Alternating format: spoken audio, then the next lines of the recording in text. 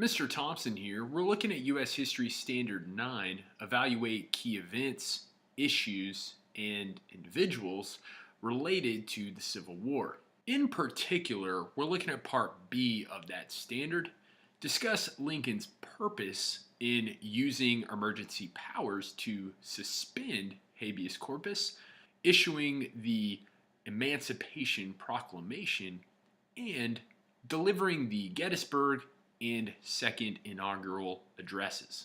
Abraham Lincoln was elected president in 1860. The immediate reaction of the states in the Deep South was secession, so leaving.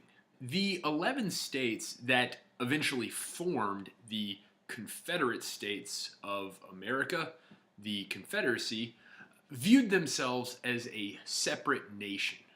Over the course of the war, Lincoln showed and spoke out a number of times about the primary objective, the purpose of the war was to preserve the Union.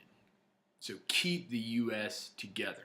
In Lincoln's first inaugural address, he tried to reconcile, he tried to win the favor of Southerners by urging them that he wasn't going to abolish slavery and that he mainly wanted to just preserve the Union. He went on to urge Southerners to abandon the idea of secession and rejoin the United States. Lincoln believed that preserving the United States, so keeping the Union, was the most important task of any president. He did not believe Southern states had the right to secede from the Union, so leave the Union, and that they were merely rebelling against the government. As a result, Lincoln never considered the Confederacy a separate country. When Confederate forces attacked the Union Army Fort Sumter, South Carolina in 1861, that marked the beginning of the Civil War. When Lincoln called for a large volunteer army to preserve the Union, more states seceded to join the Confederacy: Virginia, Arkansas, North Carolina, and Tennessee. Even though Lincoln stated a number of times that he only wished to stop the spread of slavery in the U.S., not abolish it completely in the U.S., during the course of the war, he came to embrace the idea of ending slavery in the U.S. altogether. Lincoln's desire to preserve the Union can also be seen at his speech in Gettysburg, Pennsylvania. The occasion was a dedication at a military cemetery where just 4 months before, over 51,000 Confederate soldiers and Union soldiers had died there in battle. When Lincoln rose to speak, starting with the famous words "fourscore and 7 years ago," the speech only lasted 2 minutes. Lincoln thought the speech was a failure based on the crowd's response. It wasn't until the day after, when the Gettysburg Address was widely published by Northern newspapers, that it really caught the imagination of the North. Lincoln's call to continue on to fight for the fallen and to preserve the Union really encouraged and raised the spirits of Northerners who were feeling dismayed from many losses to a Confederate army that was much smaller than their larger Union army.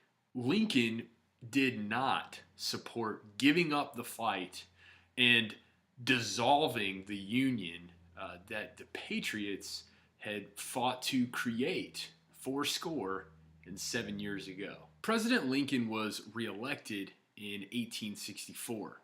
His second inaugural address is another example that highlighted his determination to preserve the Union. When the second inaugural address was given, Union victory over the Confederacy was imminent, and an end to slavery was in sight.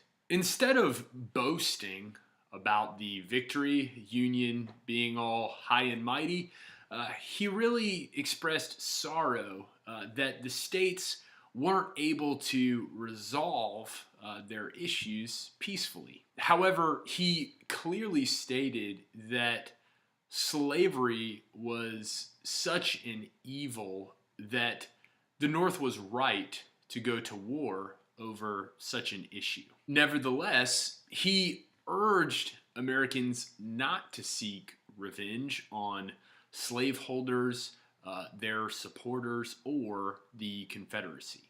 Instead, he urged reconstruction of the South in a spirit of malice toward none, charity for all. Lincoln formed what would become the popular memory for why the war was necessary. He said it had been fought to preserve the union of an indivisible nation of citizens who would no longer profit from taking earnings from the labor of slaves.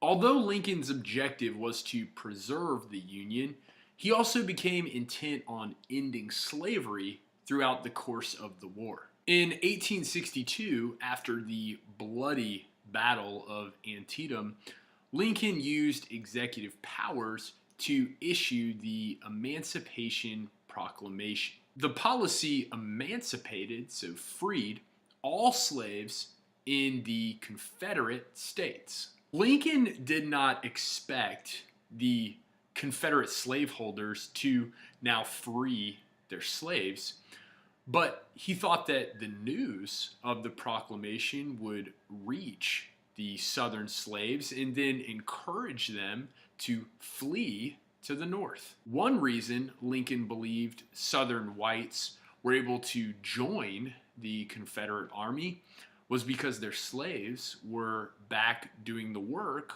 on their Southern farms. Encouraging slaves to flee to the North would hurt the Southern war effort, because now less men could join the army, because now they have to stay back and do the work on their farms.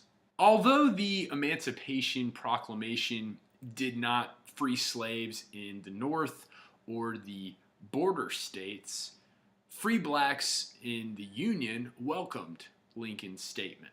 The proclamation enlarged the purpose of the Civil War to include abolishing slavery and encouraged blacks to join the Union Army. Not all Northerners supported Lincoln's efforts to preserve the Union.